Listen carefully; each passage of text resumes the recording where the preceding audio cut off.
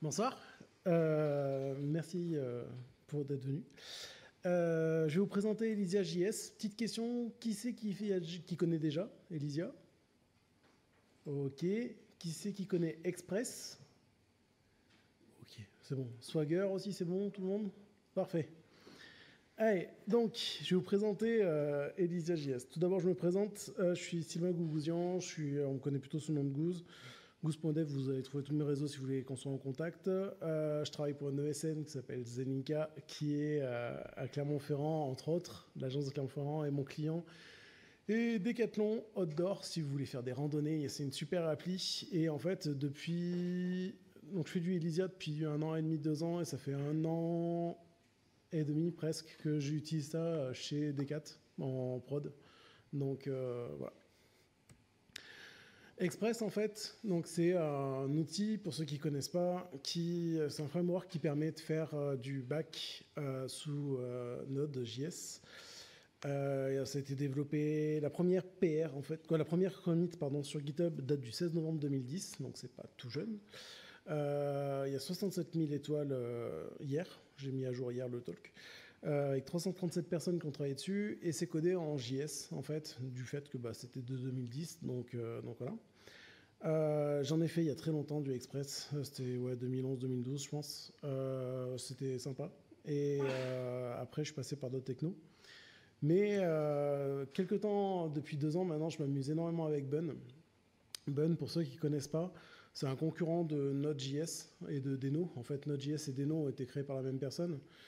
Le paradigme de Bun, c'est en gros, je veux être le plus rapide possible en fait. Donc ça a été, ils n'ont pas pris le moteur V8 de JavaScript, ils sont partis sur du JavaScript Core, qui est le moteur utilisé par WebKit, qui est un peu plus bas niveau que V8.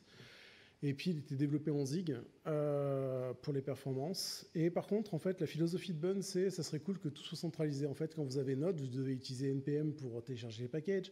Vous allez utiliser Jest ou d'autres pour faire les tests. Vous allez utiliser Parcel, Webpack, etc. pour bundler votre application. Bun, on va tout faire en un seul truc. Franchement, c'est top. J'utilise ça pour générer aussi des outils en CLI. En fait, vous pouvez bundler en des exés. Il n'y a plus besoin du runtime. Il est compris dans l'outil. Donc, c'est vraiment pratique en fait, pour partager tout ça.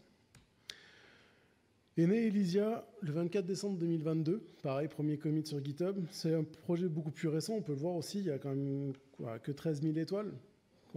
Ça a monté très rapidement. Il y a 83 personnes qui ont bossé dessus. J'ai fait le talk en fin juin et avec 65 personnes. Donc la courbe de l'utilisateur commence à bien progresser. Et lui, par contre, en fait, vu qu'il était développé pour Bun, et Bun, c'est du TypeScript first, donc, en gros, il était développé en TypeScript, un peu plus lisible pour les classes, etc.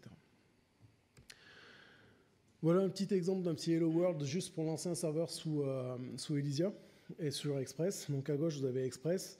Vous importez Express, vous faites un apt-get sur /, ça renvoie à un Hello World. Vous dites que ça écoute sur le port 3000 et on fait un petit console log pour dire coucou, ça marche et ça tourne sur le port 3000. En fait, Elysia, eux, Salty a une philosophie plus de chaînage qu'on peut retrouver pour les anciens comme moi, plus dans du jQuery ou autre. Et en fait, l'idée, c'est d'être le moins verbeux possible. Et donc, résultat, si on fait un get et qu'on retourne directement à Hello World, la chaîne, en fait, ça va être automatiquement mettre le bon content type. Et donc, voilà. Et donc, on dit qu'on écoute sur le port 3000 tout en chaînant. Un peu plus lisible, je trouve, que sur le côté verbeux d'Express. Si on regarde la homepage de Elysia, il dit comme quoi il est 21 fois plus rapide qu'Express. Bon, je le crois, j'ai essayé les deux. C'est clair qu'Elysia est un peu plus rapide, mais j'ai pas non plus des clics que c'est trop bien, à part sur le côté DX, Developer Experience, où en fait je code ça plus rapidement que sur Express. Mais en termes de perf, j'ai pas vu pour l'instant ça. Après, je sais pas des grosses applis ou autre. Il en profite beaucoup du fait d'être sur Bun pour améliorer les performances comparé à du Node, quoi, même si Node et Deno ont fait d'énormes progrès ces derniers temps. Et en fait, il explique pourquoi il est beaucoup plus rapide grâce à Sucrose, en fait. Sucrose, c'est une philosophie qu'il a dans Elysia. En gros, c'est du si on utilise le mot bullshit, c'est du Static Code Analysis and Dynamic Code Injection using JIT Compilation. En fait, pour faire plus simple, c'est juste un parseur de code et il utilise la fonction eval. En JS, c'est pas bien d'utiliser eval, on est d'accord, hein, normalement. Bah, en fait, il y a deux manières d'écrire le eval. Soit on fait un eval de la console log de notre code JS qui, en gros, permet d'exécuter et d'avoir plein de failles. Ou on peut utiliser une autre méthode qui, en gros, on déclare une nouvelle fonction avec un contexte et on dit le code qu'on peut faire dans le contexte. Donc ça fait que on peut travailler le contexte, on peut le parser autrement, on peut bien l'étudier. Et donc, si je regarde en Sucrose comment c'est fait, en fait, il va déclarer une nouvelle fonction et qui va passer par du parsing du code pour éviter justement ce genre de failles, etc. Il disait que c'était un peu la fonction du diable, eval, mais que, en gros, ça passe. En fait, il n'y a jamais eu trop de problèmes pour l'instant sur Elysia, et voilà. Donc, c'est comme ça qu'il explique qu'il est un peu plus rapide. Elysia est fourni avec un ensemble de plugins créés par l'utilisateur, mais aussi on peut par une communauté. Il y a un plugin pour gérer les Corses. Les Corses, ça parle pour tout le monde, à part le problème de dépendance avec la France. En fait, les Corses, c'est souvent quand vous faites un appel d'un serveur à un autre, il vous dit, en fait, tu n'as pas le droit parce que tu viens pas du même endroit, etc. Et donc là, ce problème-là peut être réglé par des headers. On peut gérer donc des crons. Par exemple, là, chez mon client, j'utilise pour qu'il, par exemple, toutes les X minutes, il met à jour une base de données ou quelque chose comme ça. Donc du GraphSQL, du JWT pour JSON Web Token, en fait. En gros, se passer des clés de sécurité facilement, de l'open télémétrie. Swagger, c'est super chiant à écrire parfois du Swagger. Là, je vais vous montrer tout à l'heure, en une ligne, c'est fait. La gestion de WebSocket, etc. Il intègre très facilement tout ça. Les streams, je ne sais pas si ça parle à tout le monde, les streams, avec HTTP2, en fait, ça a apparu. En gros, c'est j'ouvre ma connexion, j'envoie des données, j'attends pas forcément un retour. Et Elysia gère ça nativement, en fait. En JS, vous avez la fonction guild, puis les fonctions étoiles, en fait, qui permettent de faire ça. Et Elysia, lui, en tant que serveur, va pouvoir gérer ces problèmes de stream. Très utile quand on a des traitements qui sont super longs.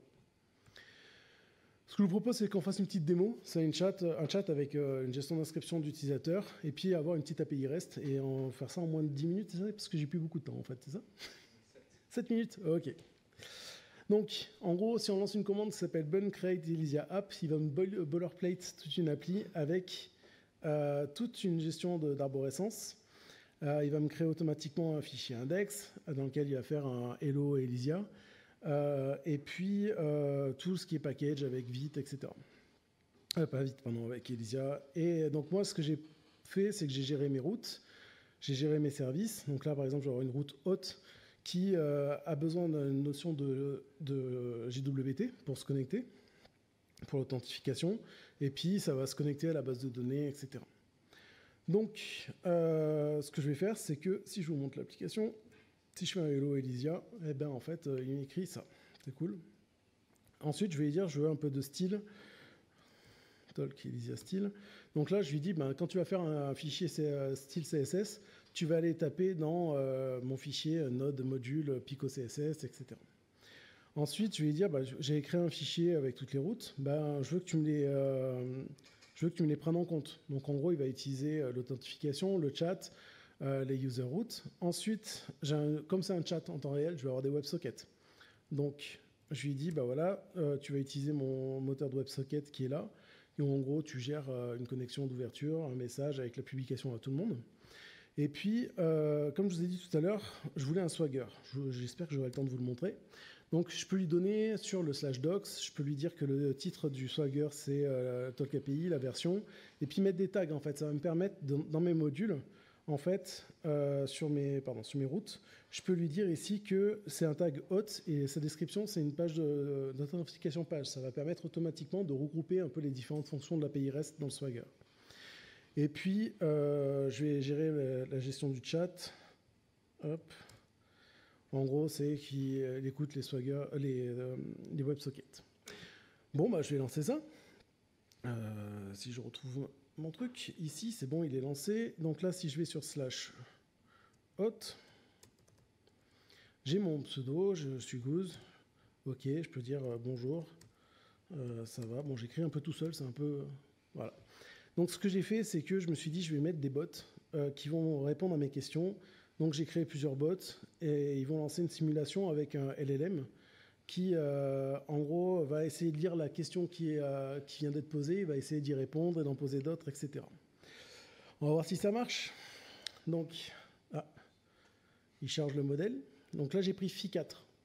Parce que tout à l'heure, j'avais oublié que j'avais supprimé un peu, nettoyé un peu. Ouais, ça va passer, t'inquiète. Et,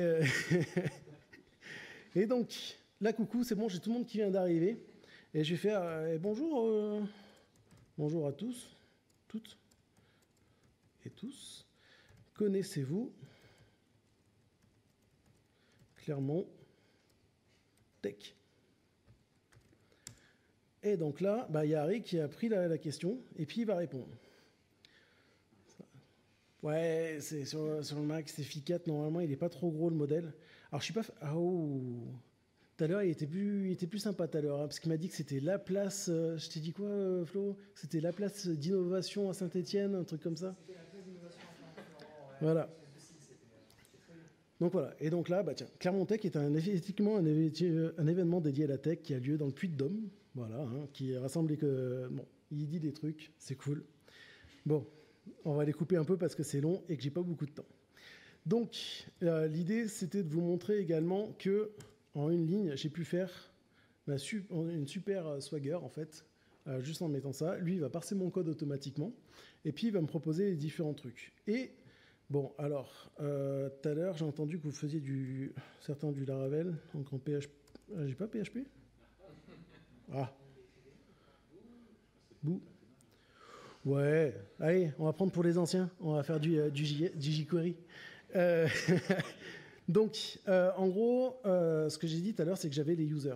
Donc là, par exemple, sur les users, je fais, vas-y, donne-moi je peux tester la requête. Et donc là, normalement, si je fais un send, il va me dire, OK, voilà tous les users qu'il y avait dans le chat. OK, c'est cool. Et en fait, ce que je veux, c'est avoir tous les messages d'un user. Donc là, ça veut pas. C'est trop bien, c'est l'effet démo. Allez, t'es où user? Show more. Test request. Voilà, pseudo. Je mets goose. Send. Bonjour, ça va? Bonjour à toutes et tous. Il a retrouvé mes messages, en fait, automatiquement. Il y a l'API. Et en fait, ce qui est trop bien, c'est que ça vous propose pour tous les différents langages, etc., pour tester. Et c'est juste en ayant rajouté que ça dans mon code, quoi. Juste Swagger. Si j'avais mis juste ça, automatiquement, c'est sur /Swagger. Et voilà, quoi. Donc, ça tombe bien, parce que je vous remercie. Si vous avez des questions, je suis dispo.